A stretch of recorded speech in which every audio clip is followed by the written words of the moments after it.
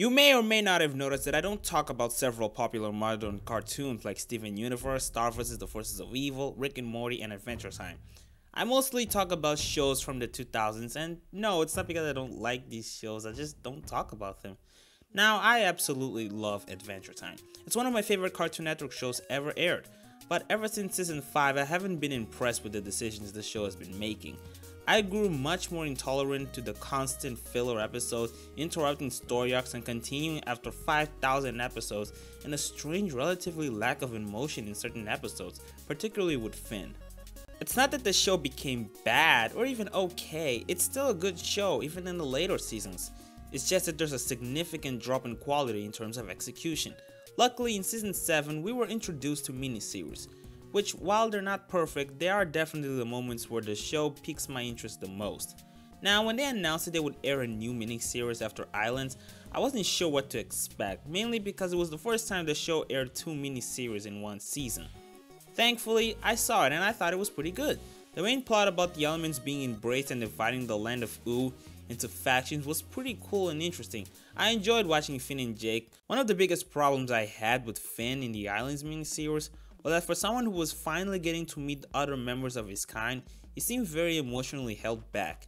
I was expecting the miniseries to be the point where Finn had the most emotional breakdown, and while there were a few moments where he showed emotional vulnerability, especially with his mom, he wasn't vulnerable enough, in my opinion. And that's not the only time I've complained about this. It also happened when he broke up with Flame Princess and when he lost his arm. He seemed too chill. In this miniseries, however, he was great. He not only showed a lot of concern and passion when he realized that the land of Ooo was different, and especially when Jake was observed by the Slime Princess, he also expressed guilt for leaving the land during the Islands miniseries. There was also a nice moment when Jake expressed how he holds a lot of fear and fright to avoid freaking out Finn and protect him. Ice King was, as always, enjoyable to watch. It was pretty cool watching him work together with Finn and Jake, which is something that would never happen 7 years ago. Betty was also nice to watch. During the runtime of the show, we didn't get to see a lot of Betty. In this miniseries, we learned how her obsession with fixing Simon is consuming her, and how her exposure to magic is driving her nuts. LSP was good. LSP is a character I have a lot of fun watching, and it was cool to see her serving a key role in this story. We didn't get to see much of Princess Bubblegum or Marceline, although I wasn't really expecting to see much of them. At least they had more screen time than in the Islands miniseries. The series did a good job creating an unpredictable war atmosphere, though it didn't have an overly serious tone as there were various silly moments. At some point, I had no idea what was going to happen and who was going to be the hero. Like, even Finn was caught up in the chaos. When a show is difficult to predict the outcome, it's doing a good job. However, if there's one thing that bothered me about the story was the ending. First of all, after the land was restored to its normal roots, it felt kind of anticlimactic. Secondly, the overall story felt inconclusive.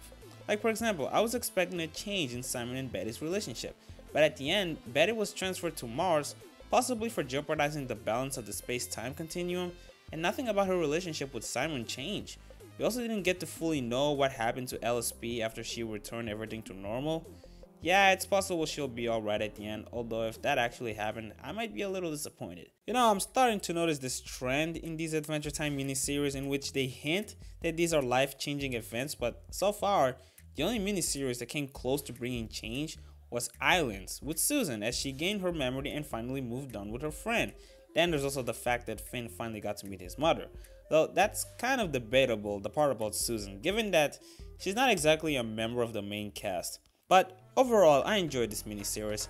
I fully support Adventure Time making miniseries if it means seeing more of this. I hope you guys enjoyed this video. Bye for now.